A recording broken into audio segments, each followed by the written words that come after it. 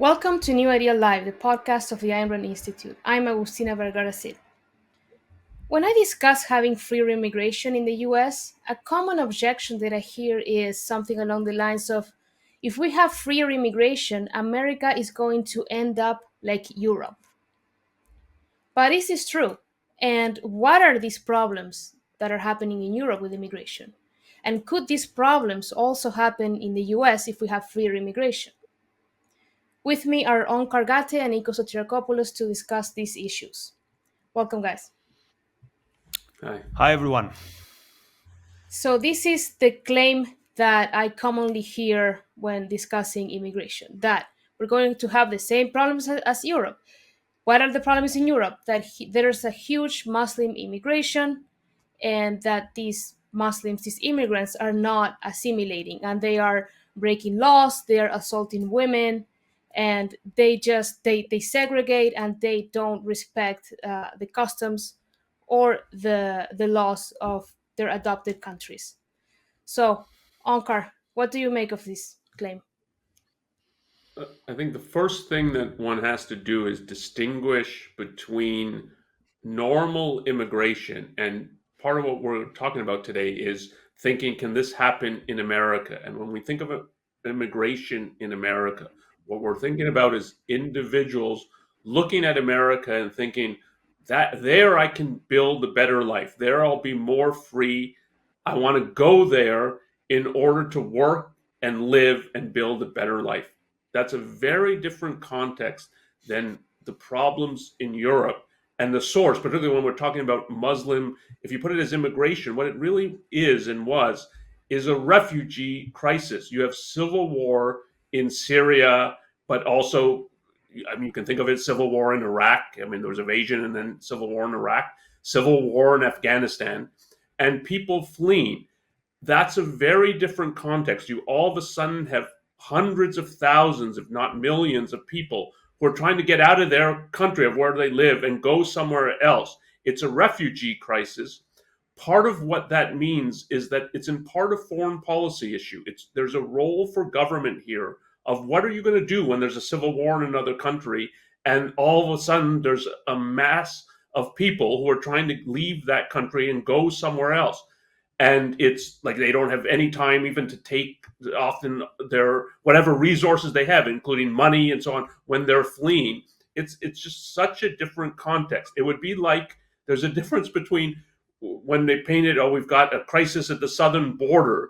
There's a big difference between calling it a crisis when what it is people want to come to the U.S. and work, versus if there were a civil war in Mexico, and all of a sudden there's hundreds of thousands of people fleeing.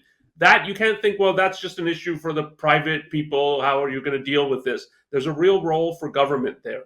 And so if you don't distinguish those, then you're not distinguishing things that need to be distinguished and that you can think about differently. You don't have to have the same view and conclusions about immigration and about how to deal with a refugee crisis. But if you treat them all, it's all the same thing, then it's okay, whatever I say about one, I have to say about the other. And I don't think that's true. And that's certainly not my view, that one should have the same view about these two things. I think that is a very important distinction because what we see in immigrants here in America, people kind of like self-select and they are attracted to America because they are attracted to the opportunities that America offers and they are attracted to American culture. So that is seeking that positive in America, like we have with the vast majority of immigrants that we have here, is not the same as refugees escaping a negative and just landing on a certain country because it's just better than the situation that they were before. I think there is a big difference there on the motivation of the immigrants and how they're going to eventually adapt and assimilate to that country. So, Nikos, what is happening in Europe is essentially a mass refugee crisis. Not it can be they can be really classified as an immigration crisis. The problem has to do, so what people see as a problem has to do a bit of both. Here's why. Because even before the big refugee waves, there was a lot of discussion on whether people who have come earlier to Europe, for example, the UK, to France, can assimilate for cultural reasons. When we say cultural reasons, they mostly refer to Muslim populations. So the one is the issue of assimilation. The other issue is that since 2015, 2016, there was the wave of refugees that made the case more complicated. So let's see what are the facts. Let's see what are the numbers in Europe. And by the way, this has been more difficult to figure out than I thought. Particularly the topic of where do people come from, what is their cultural, ethnic, religious background. There are many countries that just don't want to know, or that claim that it's of no importance. So, for example, there are countries where you have data about how many people come in, how many of the crimes are committed by people who come in, but you are not allowed to register, official bodies are not allowed to register the ethnic background of the perpetrators. So let's get back to the facts. Around 9% of the population in Europe is immigrants, but this varies from country to country. We will focus on two countries, Germany and Sweden, for two reasons.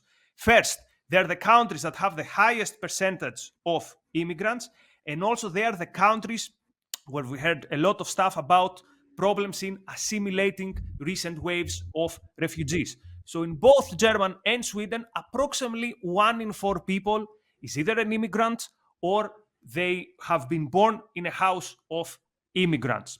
And in both of these countries, there was a significant influx of people around 2015, 2016, at the peak of the refugee waves from Syria, but also from Iraq. So for example, Germany, in that period, within 1.5 years, had to import more than 1 million refugees, more than 1 million in 1 year.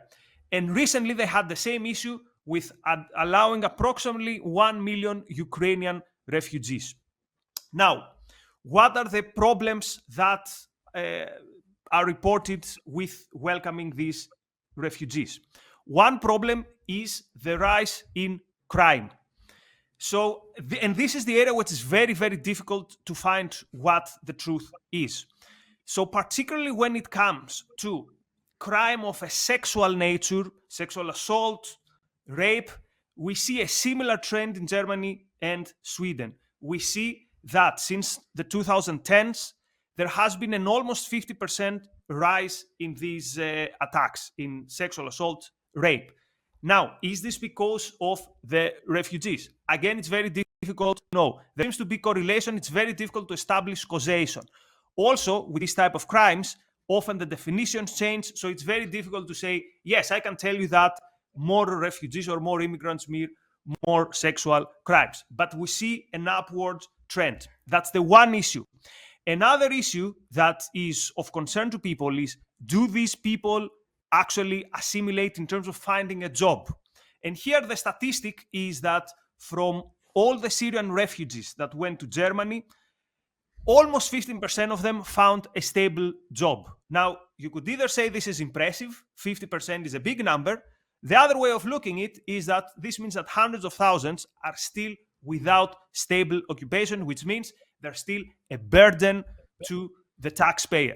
And the third important issue is, does this mean, does these big entry waves from Muslim countries, does this mean that sooner or later the culture of Europe will be changed? Does this mean that also the demographics of Europe will change? And again, this is an area which is so difficult to do research on that it's very difficult to provide accurate data. Take this with many pinches of salt, but according to some sources that have done the research, in Sweden, for example, within 30 years, 1 in 4 people might be of a Muslim background. Now, some people say the number is going to be smaller, or others say the number is going to be bigger. That's one issue. The other issue is, what are the tendencies, what are the ideas, what are the views of many of the people who come from different cultures from the European one? And here, again, what usually happens is that you get a piece of news in the news that says there has been a research, and for example, X amount of people, like half of Muslims in the UK think that homosexuality should be criminalized. Or you hear things like 42% think that the wife should stay at home, or 30% support Sharia law. Now, these are important numbers, and these are tendencies and cultural ideas that are quite alien to the European ones. The problem is that whenever you see such a headline, everyone rushes to say, this is racist, the data is not accurate, but you never hear a counter argument says, and here's the accurate data. So how many are the people, for example, from a Muslim background who want a Sharia law? Is it 30%? Is it 20%? Is it 40%? And at what point does this become a problem? So these are some of the biggest questions and some of the biggest issues discussed in Europe these days. Again, unfortunately, because these discussions are considered politically incorrect, it's very, very, very difficult to find data that you can say, yes, this is very reliable. I think that also part of what people are reacting to is that there are so many cases of people with Arab and Muslim backgrounds attacking, for instance, women. So, as most people know, in Muslim majority countries, women are treated worse than second class citizens. They are essentially property to men. And they are treated with violence, they're treated as objects. And what people are responding to is the rise in sexual assault in Europe. And it's not only just, rape. Could be something like people, men groping women, yelling things, violent and aggressive things to them in the street. So I have read the Ayaan Hirsi Ali's book, Prey, and she talks about how women's lives have been completely disrupted in many areas of Europe because of the mass influx of Arab and Muslim men that want to bring their way of treating women to Europe. And one event that has made the headlines and is very well known is New Year's Eve in 2015 in the city of Cologne, Germany, near the cathedral. About 1,500 men of Arab and North African backgrounds got together, and most of them apparently were asylum seekers, and they sexually harassed and assaulted essentially any woman they came across.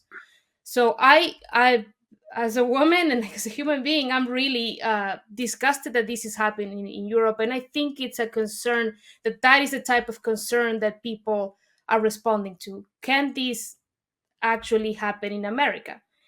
And Sorry, to that, Agustina, and there's a second group. yes. There's a second group which has seen a significant rise in attack against it. It's a group which is the Jews, particularly in France. So there have been years where in France you have an average of almost 2 anti-Semitic attacks per day. Some years ago, I was in Berlin. I was drinking a coffee, and opposite there was a building, and there was some police with a gear like Robocop-like gear and machine guns. So I asked the waiter, what's happening there? And they told me, oh, that's the local synagogue. That's how it is 24/7. So again, who is perpetrating these attacks? The fact that we don't want in Europe to discuss these issues make it very difficult to say this is exactly what is happening and this is who is to blame. Yes, that is true. But yes, Onkar? Yeah, I'd put it more strongly than that Europeans don't want to discuss the issues. And you see some of this in America as well, but I think it's more pronounced in Europe and it's more pressing in Europe. It's an active denial of what is actually happening. So it's not just we don't want to discuss it. We're going to pretend and evade. So we're going to pretend that something different is happening, and we're going to evade any argument or evidence to the contrary. So part of what happened in Germany, and if you followed it at the time, so there were some whisperings that something happened really bad in New Year's Eve, and there was widespread official denial of it. No, it didn't happen. This is anti-immigrants, the far right trying to just get media exposure and so on. And it was significant, the attempt to cover it up. And so that's not just what we won't talk about it, we're going to deliberately misrepresent and lie about what is actually happening. And if you've descended to that level, you've got a real problem. And so the wider context for this is 9/11. And this is what happened after 9/11. And it's, again, I think it's in some ways worse in Europe, but you saw it in America as well. And you can't understand, I think, what has happened politically in the last 25 years if you don't understand this context, which was widespread denial and evasion that Islam, as it's preached throughout the Middle East today, and if we're talking about 9/11, going back 20, 25 years, 30 years, is militant. It's seeking political power. It's trying to recruit people to this cause, a political totalitarian cause. The spearhead was what happened in Iran. And the question in the West is, are you going to face that fact or not? And after 9/11, people bent over backwards to say, whatever you say about this, and whatever you think the cause is, don't you dare say it has anything to do with Islam. And even more than that, and even in the US, and the US is the country that's attacked. And our president a week later says, well, but Islam's a religion of peace. And don't think there's a connection. The connection is Islam preaches peace, and somehow, nevertheless, we've had this attack. So it's like they're working against this, and nevertheless, we've had this attack. That's just a pretense and evasion. And anybody looking at the situation can see that. So it's not just they won't talk about it, it's outright lies about it. And if you just look at the surveys of people in the Middle East about some of their beliefs, you can't think that what's being preached as Islam today doesn't have some causal relationship to what these people want and what they want politically. And you can't think it doesn't have some kind of relationship to the rise of Iran in the last, since the Iranian Revolution, or the rise of Saudi Arabia. And so in that context, if you've got this massive evasion, and then you have a refugee crisis, and part of what was experienced in Europe is, and this is part of what makes it different than immigration. In actual immigration, the people, which means the individual citizens in the country, have to be welcoming to immigrants. Not every single citizen, and it's not like you have a vote and it has to be unanimous. Yeah, we're going to let this person or that person into the country. But it has to be that citizens, yeah, we want these people here. I want to marry this person, or I want to hire this person. So, and part of that, then there's a selection that goes on as, yeah, we see this person as he's going to be a hardworking person that I want to deal with. And a refugee crisis, again, is not that. It's not that kind of selection going on. And so if you have, it's a refugee crisis here with its Muslims, many of whom are obviously going to have these kinds of ideas, because that's where they're coming from. And Agustina, you put the self-selection, which is true, that it's getting people who want to build a better life, but it's also what that often means is they see the problems in their own society. And it's like, I don't want to live here, I want to live there. And here you don't, so they neither want to live in they don't think, oh, I want to come to Germany because it's great, but they also don't see the problems in their own. What they see is, well, there's bombs falling on my building, so I have to run away. But that's not the same as there's something wrong with my culture. And so it's very different what you're getting. And then if it's in the context that we're going to deny all of this and evade and pretend otherwise, it has to be a recipe for disaster. And this is part of why it's like, there's not that same reason to think this is what would happen in America. For both, there's not, as bad as the situation is in America, I don't think it's that evasive. And there's not reason to think we're going to have hundreds of thousands of Muslims who, like, that's the only immigrant we're going to have. But that's what, again, a refugee crisis is. Like, that's all that's coming. And it's just not the context in America. Yes, exactly. It's not the context in America. And you said immigration in America, everything looks very different, and that's true. For instance, one of the countries that I often get quoted a lot as, okay, this country has a ton of problems, is France. France is 10% of the population in France is foreign born, so immigrants, asylum seekers, etc. And 15% of the US population is foreign born. So we have 5% more immigrant population in the United States, or foreign born population, and we don't see the type of problems that Europe is experiencing. One claim that is often made is that, for instance, immigrants are disproportionately responsible for crimes, versus US citizens. But this is not the case like it can be in Europe. This is not true. The data shows that both legal and illegal immigrants commit less crimes than native born Americans. And for the illegal immigrants, it's a bit hard to gather this data, because usually most states do not collect information on the immigration status of a person that committed a crime or allegedly committed a crime. But there is one state that does this, which is the state of Texas, and they issue reports to this effect.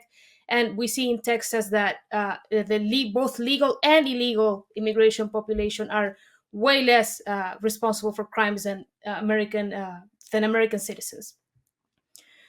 There is another issue that happens in Europe, which is immigrants get really easy access to the welfare programs.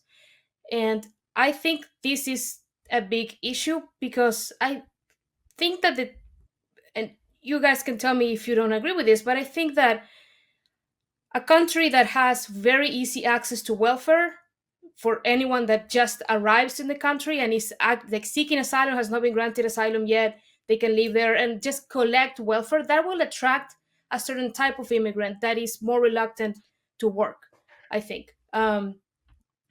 And that is not the case in the United States.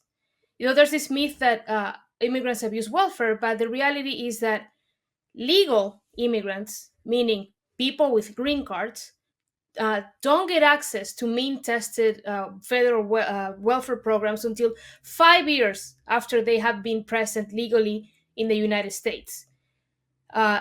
Illegal immigrants don't get access at all to these federal welfare programs, except for emergency Medicare. State-wise, it varies depending on the state when it comes to state welfare, but they usually get very little access, if they get access at all. So we see this difference between Europe and the United States, where it's really hard for an immigrant or asylum seeker to get access to welfare in the United States, where it's really, really easy to do it in Europe. And furthermore, it is really, really hard for people in Europe to get work permits. It can take up to 6 months. Being kind of generous, it can take up to 6 months to get a work permit, and in the meantime, they can live off of welfare, and they are provided housing and all sorts of things. So this is some of the difference in general between the European population when it comes to immigrants and the American immigrant population. Now, a valid objection would be, well, but what about the Muslims? The problem is that the religion of these refugees is contrary to the values in Europe. So when it comes to Muslims in particular, we have data from America that Muslim assimilation is going really well in America. Muslims in America are much more likely to be aligned with the opinions of the general public than are Muslims in Europe. So this phenomenon occurs where the views of Muslim Americans do not reflect the views generally of Muslims worldwide. They are much, much more assimilated culturally than Muslims in Europe, and they have adopted much more broadly the values of American culture. And this can be shown, for instance, in what Muslims, the opinions of Muslims about certain issues that align much more with the American public's opinion on these issues than in Europe.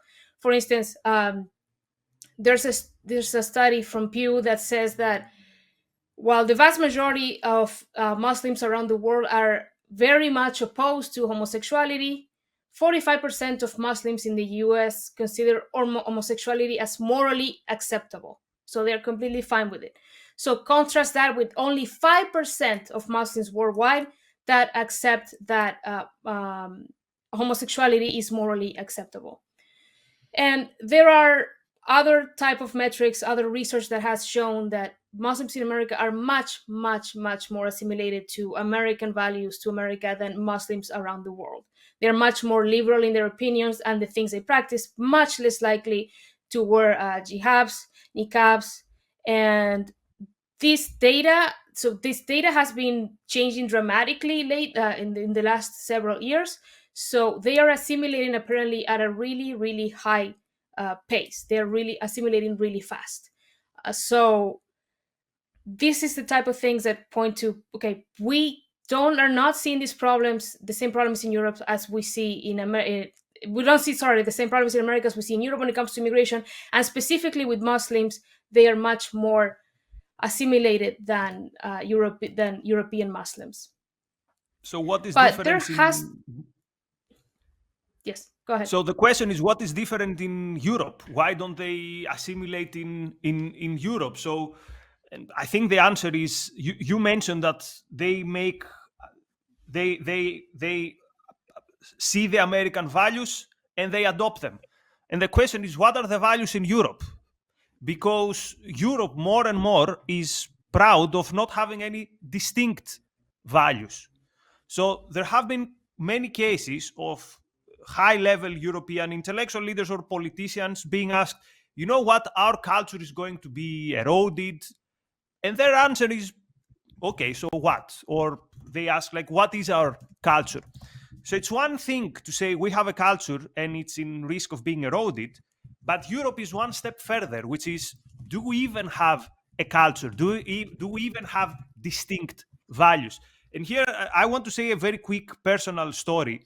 Around 2015, I was working in my university in an outreach job, which is I was going to local schools and delivering sessions with intellectually interesting topics. So one school asked me to organize a day about what is Britishness, what are the British values. I thought, okay, that's going to be a tricky topic. So we had a whole month of preparation, back and forth with the teachers, back and forth with the outreach admins. At the end of the day, we zoomed in two things. One was the NHS, the National Healthcare System, and the other was diversity. So I thought, how weird that a country defines itself by its healthcare system. I mean, Cuba is doing this. And the other thing is diversity, which is not a value, it's a description that we have different people, but doesn't say anything. Anyway, even this at some point was considered too controversial. So to cut a long story short, the session was cancelled. At some point they told me, forget it, this session is not a good idea. So we have people in Europe who don't know what they stand for, who couldn't care less about standing for something. So what we're saying to people who come in is, you have to assimilate in what? In nothingness. Or they have to assimilate in very socially engineered and shallow values, such as, for example, again, diversity that doesn't mean anything, or, quote, fairness. And people can smell that these values are nothing. So they say, okay, there is not much here to assimilate in, so why not keep my culture? People are telling me my culture is equally good with other cultures. People tell me I don't need to get rid of some of the bad ideas that I carry with me for the people who carry bad ideas with them, and therefore many people do not see the need for assimilating. Of course, we have to say the majority, I would say, of people, or at least the people I knew in the UK, have actually assimilated in what we would call more Western values. For example, respect for the individual, respect for women, respect for equality of rights, treating people decently.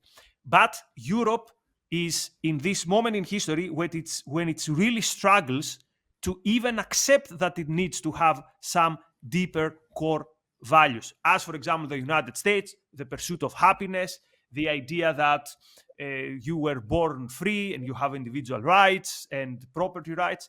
So this thing in Europe is much, much, much weaker. Onkar, am I getting into something? Yeah, though I would add that, so you can look at diversity as many people use it as they're just throwing around a buzzword. They don't know what it means. It doesn't stand for anything in their minds. But in the leadership's minds, I think it stands for what you said near the end, which is every culture is the equal of every other. And what it really means is, when we're talking at this cultural wide level, is don't you dare think that Western culture is better than any other culture. So it's the target is Western culture, and the idea that it's if you say Western culture is superior, you're like a racist who says the white skin is superior to black skin. They don't make any distinction between a set of ideas which is chosen and can be true or false, good or bad, and some physiological characteristic like skin color that is absolutely irrelevant to judging a person's ability or moral standing. And so that the more that is the official position, then you can understand something like what happened after 9/11. Whatever we do, we dare not say that Western values are better than their own values. And so we dare, since they all believe in Islam, and so we dare not say there's some problem with Islam. No, that's just a difference. That is a difference that we should tolerate or even embrace and welcome. And if you're doing that, you're telling people you should not assimilate. You're actively discouraging them from thinking there's anything valuable here. And if you combine that with the issue of welfare, and I suspect it is easier to go on welfare in Europe than it is in America, but I suspect it's probably not that easy. This again is, I think, a reason why to distinguish a refugee crisis from immigration. A refugee crisis, the way that they are handled now, is almost by definition welfare. It's the government steps in and we're going to house you, we're going to put you in place. So it's all taxpayer money going to these people. And even there's a difference between how in some countries handle it, where they try to do, there's more of the private sector that gets involved and wants to say, yeah, we're ready to help out in this way. So it's not just at the taxpayer's expense. But when you're thinking of refugees, asylum seekers, it's the state is putting them up. And that, in that sense, you can think of it as welfare. But the person who's coming in who wants to work, he's not seeking welfare. And there's something disingenuous about saying what they want is welfare while simultaneously making it hard for them to work. I'm sympathetic to the person who says, yeah, let's make it as easy as possible for these people to work. And yeah, it should not be easy for them to get welfare. But if you're simultaneously, they should not go on welfare, but let's make it as hard as possible for them to work, you're just anti the immigrant in a kind of xenophobic way. And part of what is different about the US is it's largely people who come who want to work. That's part of why when one looks at the welfare statistics, they're lower. There's not that many immigrants on welfare. They want to come to work. It's relatively easier, and that's how assimilation happens. So I think there's basically two forces that drive assimilation, which is that they get involved in the education system. And this is why when you see a generation after of the people who've been educated and gone to school in the country, they're much more like a citizen of that country with the same ideas, the same values, and that they work in the country and they learn the ethos of the country through being employed. And so when you think of Muslims in the US and that they're more assimilated, I think it's basically three factors. One, they're not just refugees. They're people who want to leave and want to come to America. And as we said, that's often they see problems in their own country and they see that America is better and want to come because of that. And then either they get involved in the education system or their kids get involved in the education system and they get exposure to the culture through that. And then and meet people and meet their kids' classmates and so on. But then they work and they see, and part of what the America is that many people remark about is they have a love of work that is very different than other places. Like, we work to live, and in America, it seems like they live to work. But which is true and you learn that much more by working in America than by taking classes about what it's like to work in America or something. And so, if you had 50% of immigrants who weren't working, it would be completely different of what one would think about assimilation. And so, if in Europe, partly because, well, they're refugees and we have to pay for their housing and so on, and then if you make it difficult to work, and then you ask, well, they're not assimilating, I mean, you've set them up not to assimilate. Right, and I read a study that highlighted how it was an article essentializing a few studies that highlighted how it's much harder um, for immigrants to get a job in Europe, in part, even when they do have a work permit, like in part because of how difficult, like all the labor regulations in Europe that make it really hard to hire someone, really expensive to hire someone. So, what employers do is they try to hire people that they know are going to be more reliable. They don't have to train a lot. They don't have to struggle with their language, with them learning the language and things like that. So they tend to hire the natives, and they tend to not hire the immigrants because less risky it's a less risky situation for them because of all And these labor regulations in Europe. part of the regulations are it's hard to let someone go, to fire someone. So, and then, yeah, like, are you going to be risk averse? If, like, I hire someone and it doesn't work out and I can't get rid of them, I mean, that sets it up that you're going to be risk averse. And again, the US isn't great in regard to this, but it's a lot easier to let somebody go who's not working out. Yes, and on top of that, the government has actively meddled into the assimilation process of the immigrants by instituting in some countries these multicultural initiatives. And essentially, what they did, like in places like Germany and the Netherlands, is not encourage assimilation. They encourage people to just remain with their values of their culture and all of their customs. And what it really did, what these programs do in the end is they help legitimize the segregation that occurs. So there's, for instance, in the Netherlands, there was a law called the Ethnic Minorities Act that essentially used government money to fund religious institutions and educational programs and media for immigrants that encouraged immigrants to coexist with the Dutch, not to assimilate to the culture in the Netherlands. So this in turn led to separation and desegregation of immigrants communities versus the Dutch. They just live separately as if they lived in two completely different nations, as opposed to integrated with them. So the government also actively meddles with these too. And when we see these multicultural programs, they really do the opposite of what they intend supposedly to do.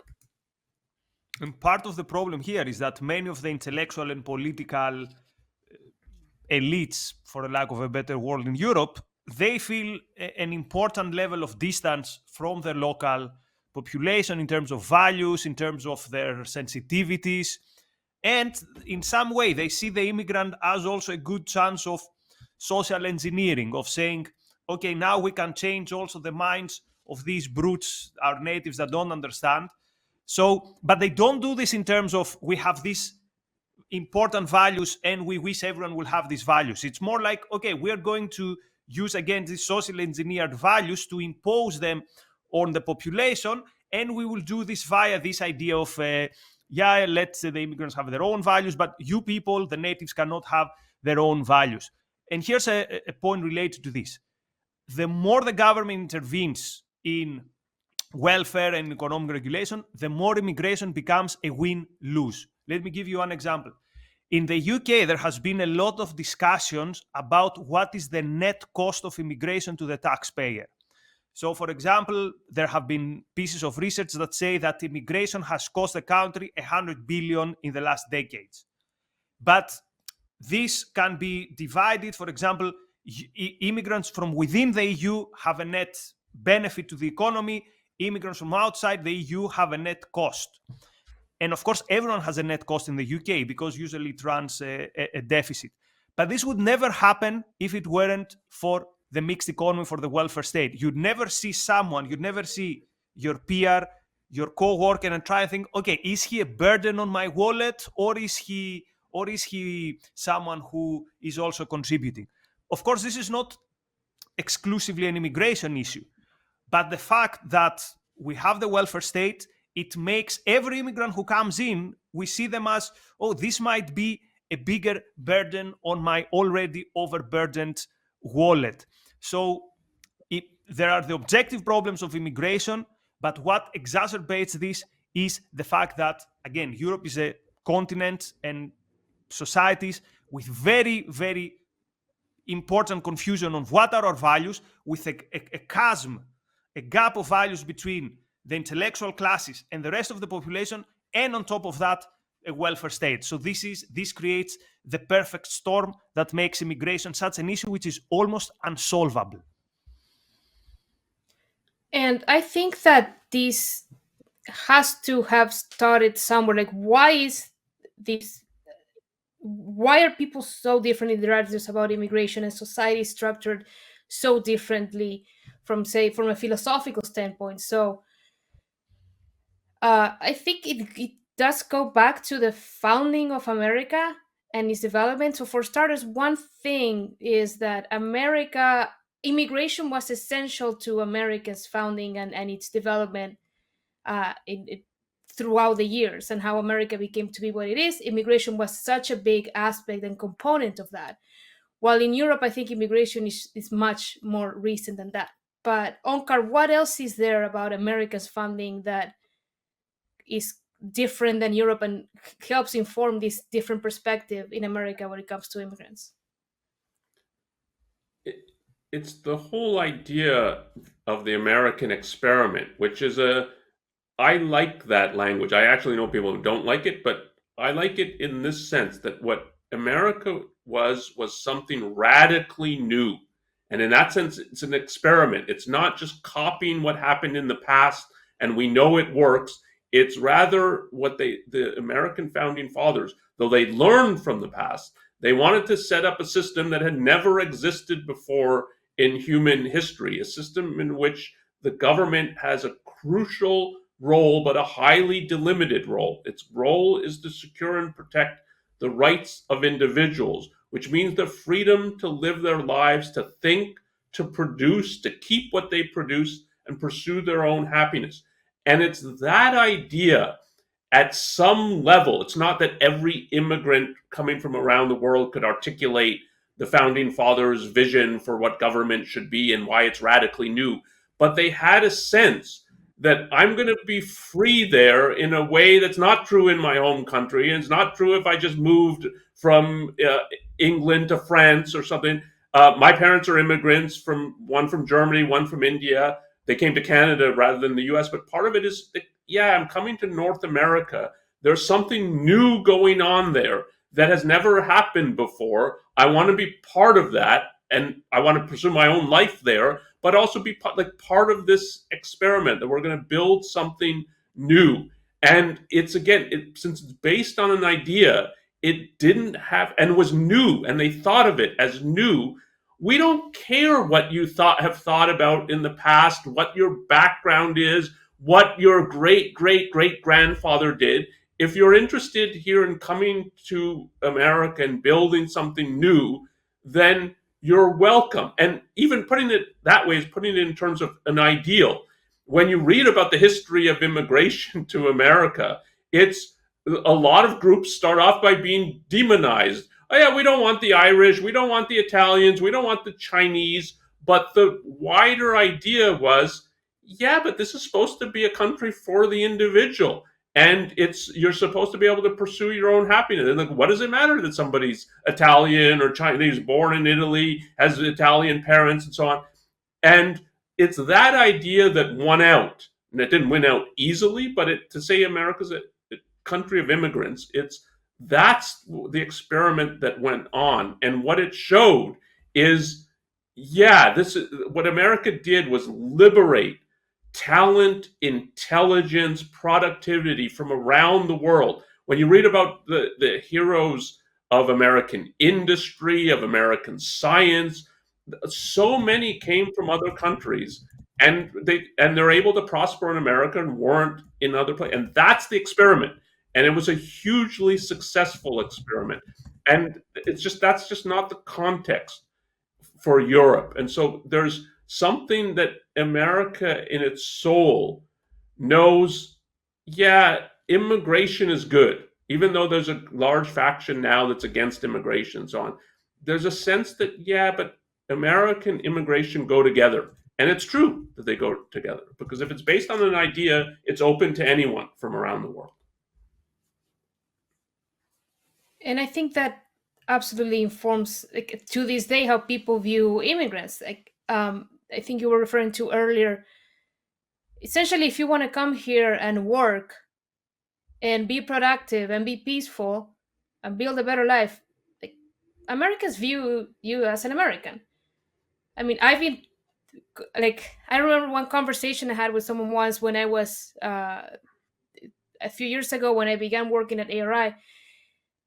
I was having a conversation with someone, and that person said, "Yeah, we Americans, meaning you and me and the rest of Americans." And I was like, "Okay, oh," and I actually stopped. Is it, "Do you view me as an American?" Yeah, I mean, you're here, you're working, like, you're like me, like, yeah, you're an American, which is different from what I've seen from Nikos. You can talk more about this since you actually live in Europe, but from what I've read and seen in Europe, it's much different. You're not a French person just because you're there working and building, trying to build a better life. You're not going to call you French.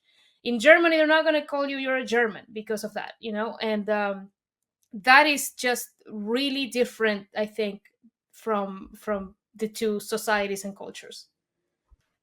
I'd say so. The way you put it, of Americans' attitude, and they viewed you as an American, and oh, you're working here. I'd put it. I think it. Yeah, that's the phenomenon. But part of what they sense is, and you want to be here, and that's what makes you American. That it's you view this place as good. Like, this is a place I want to be, and they view it. The typical American views this country as good, but open to other. Like, if you also view it as good, yeah, you're as American as I am, and I think that's true. Even so, there is a significant anti-immigration element in American politics right now. But even that element is, there's a difference between, can you stoke it politically? Can you demonize immigrants and say they're taking our jobs and they're committing crimes? And yeah, I don't want that in my country. But even people who will vote for that, when they're at an individual level and they're at work and they meet someone who's an immigrant who's come from another country, and they see, yeah, this person's hardworking just like me, and he seems to value the country just like me, and he has 4th of July a party just like I do. So it's, yeah, they will embrace that part, even if politically you can then say, well, but immigrants, we don't really want that. It doesn't always, and I think typically it doesn't translate into their attitude towards individual people. There are some who even like when they find out you're an immigrant, and there's a real hostility there, but it's not the majority of Americans, and I don't even think it's that prevalent among the people who will vote for someone saying, well, we're going to close down the border and build a wall and so on. And that's because at an individual level, an American actually values his country and responds positively to other people wherever they're from who also value the country.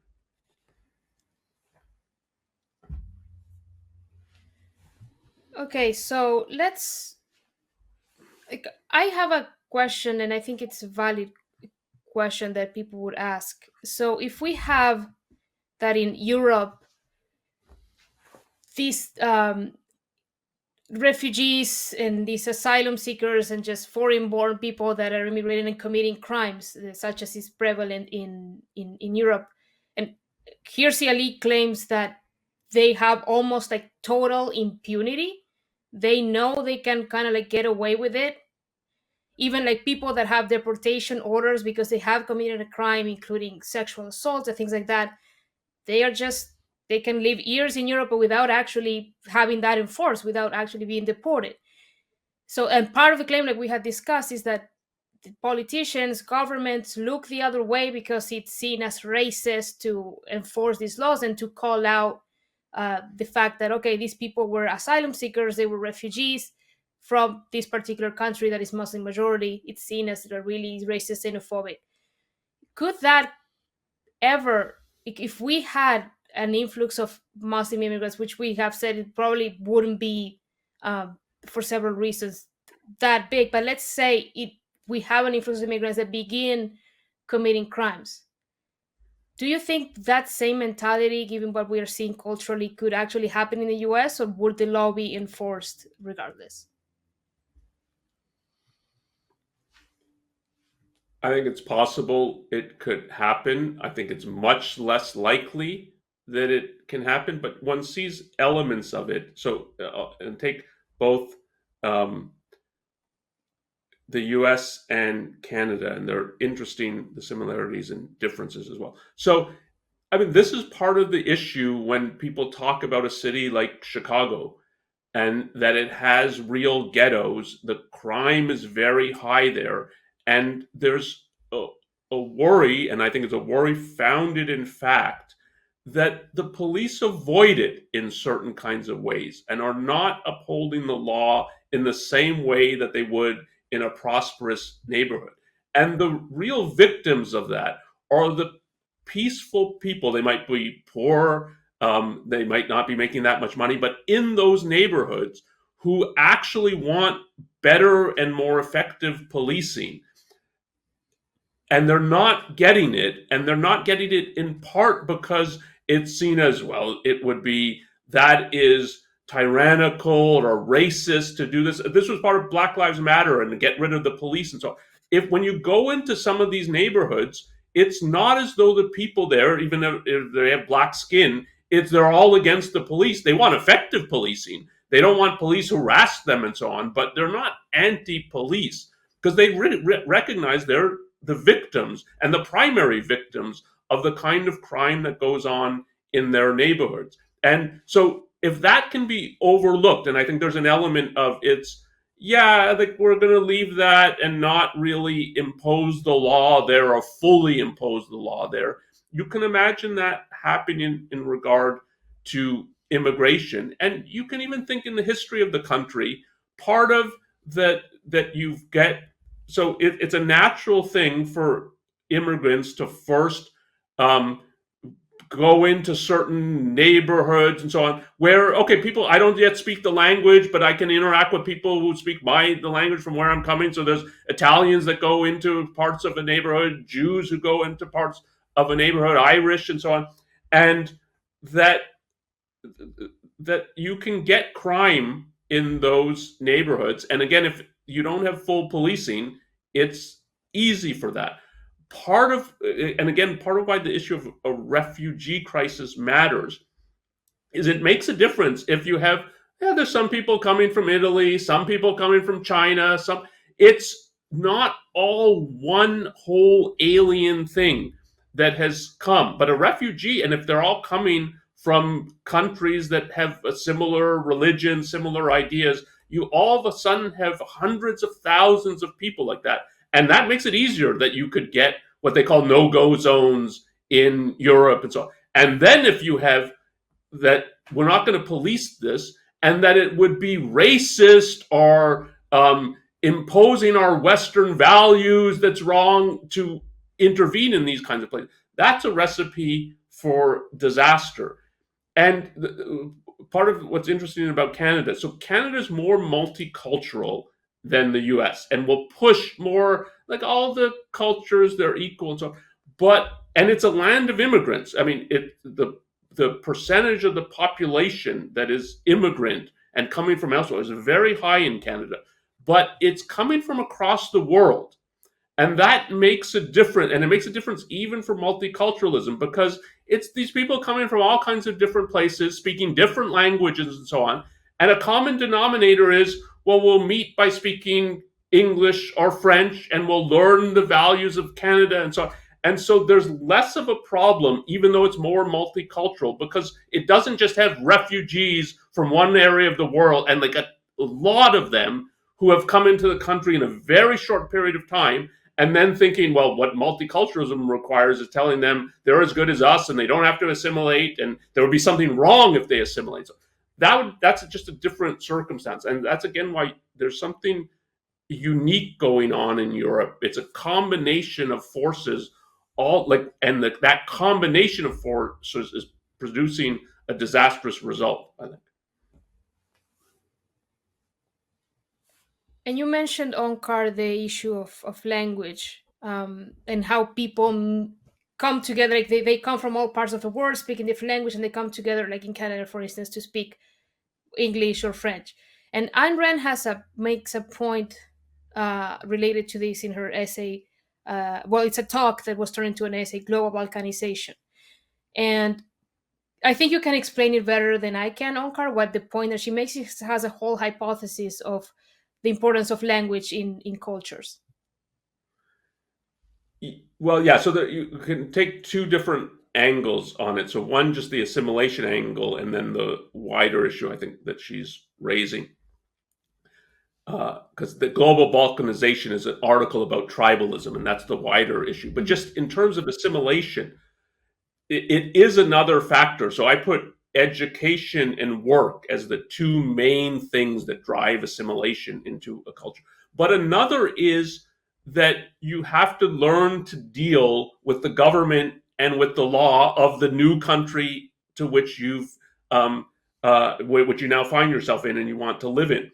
And the less that they cater to you and say, that is the government say, we're going to have 8 languages, and yeah, you might speak Chinese. You don't have to learn English if you're in the US. You can just keep doing that and we'll cater to you. You're setting it up again that they don't need to assimilate. And the more it's one of the reasons to learn the language is that you have to be able to deal with the government and with the law, then that sets up an incentive to do that. And part of her view, I think, is, and I agree with this, is that part of what it means to say that the law is accessible to everyone is it's in this language. You have to learn this language in order to understand the law. That's part of what it means if you want to become a citizen of this. And we've got it, so it's all the citizens can interact and communicate all with one another because they speak a common language, and part of that is that it's the official language of the government, and that's an aspect of assimilation. And the more that you say, no, we're not going to do that, and just think in the US, but they're somewhat similar in Canada. It's now, oh no, but in public education, so these are government schools. No, you can just continue speaking Spanish, and we'll cater to that. And so you're not asking for assimilation. But the wider hypothesis that she's drawing is the countries that think language is important and then are balkanized based on language, and we're not going to have one official language. We all want a representation. And she gives Canada as an example, and it is a good example of this, of, no, we have to have English and French as our official languages. That what it speaks about is a culture that's more tribal, that there's something significant in the way that we pronounce words, and we want to maintain that. And you saw that in Canada in regard to Quebec, and it created a big political crisis in Canada, and it's part of that. So her hypothesis is these countries are less ambitious, they have less achievement when you look over centuries because they're more tribal. And Canada, compared to the US, the US is more ambitious, it's more entrepreneurial, and she thinks like this is one of the aspects that explains that difference. But she gives other examples of the way she thinks that works. Yeah. Okay, so we've explored most of what we wanted to explore and say. I think we've done a good job at explaining the reasons why this is what the problems in Europe are not likely to happen in America. But there's one more thing that I like to address, which is I want to be clear that I think the religion of Islam, the way it's practiced in many parts of the world, the way they see women in Muslim majority countries, is a problem. And the issues that we see with sexual assault and other related crimes in Europe is something that happens routinely and is legal in the countries where these immigrants are coming from. So, how much of this problem is about this worldview that Islam provides these people being absolutely incompatible with the values that we hold here in America? So how much can we truly expect immigrants from Muslim countries to assimilate to American culture?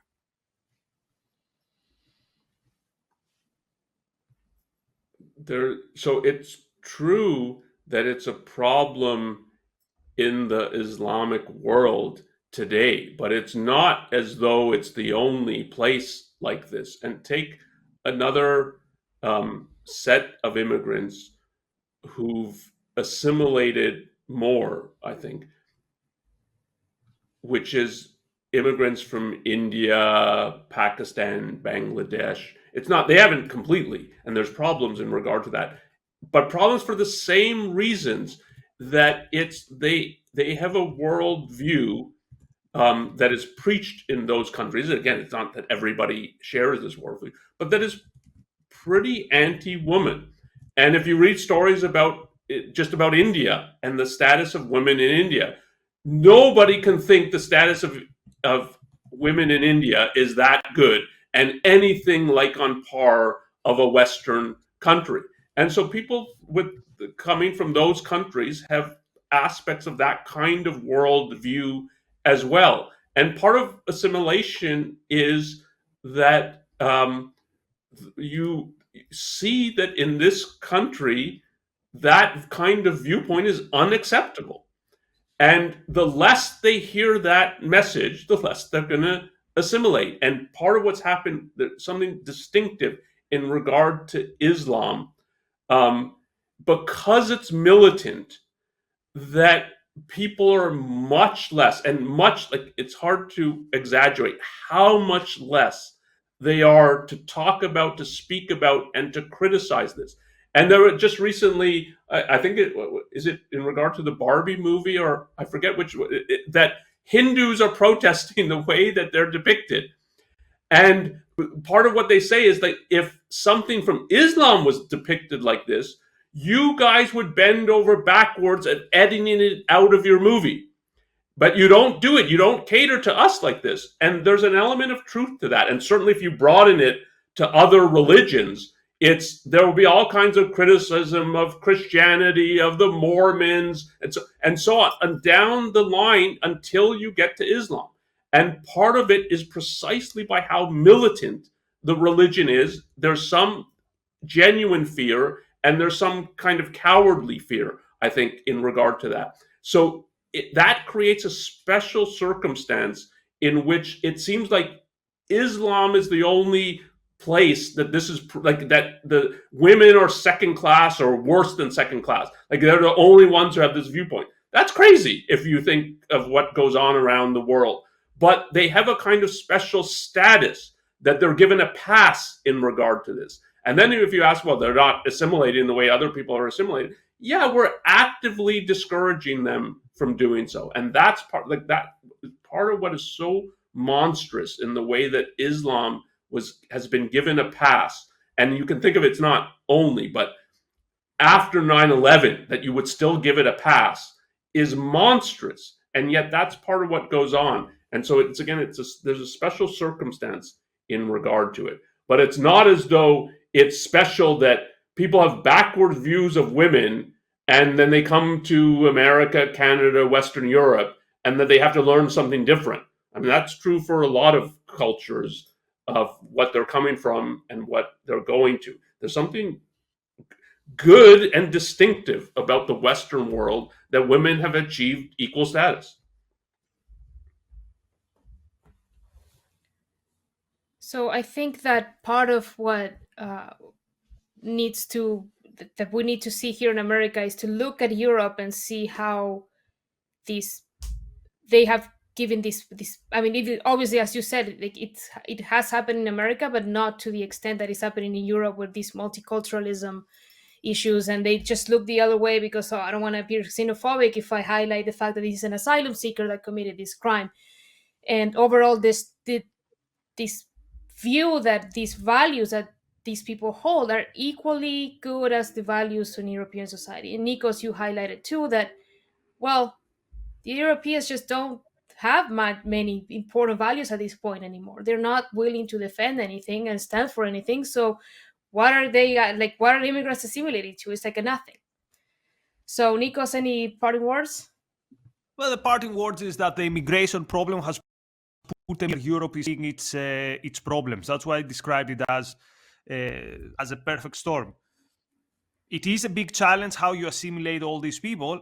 It becomes even bigger by the fact that Europe does not know what it stands for, and this is a European problem. This is we, our intellectual, brought this to ourselves, and this is not the problem of. This has very little to do with immigration. Europe was already in intellectual crisis, and immigration just made this even an even bigger problem.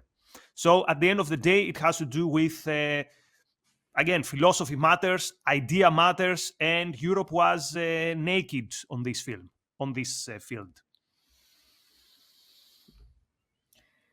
All right, so some resources for audience that they may want to look at to learn more about the topic today. We mentioned the talk by Ayn Rand, Global Balkanization. It is also available as an essay in the book The Voice of Reason. And the talk is available for free at our website. And we would also like to highlight Onkar and I did a podcast a few months ago on the debate around the right to immigrate, where we address the way that immigrants are talked about here, specifically in America. We don't go into Europe like we did today. And we address some of the common objections and myths that surround immigration. And next week's show is Ayn Rand on Watergate with Ben Bayer and special guest Dr. Harry Binswanger. And as usual, if you have any questions for future Q&A episodes, you can send them our way. And if you enjoy this podcast, please subscribe wherever you listen to podcasts and subscribe to our YouTube channel so you get notified when we upload videos and go live.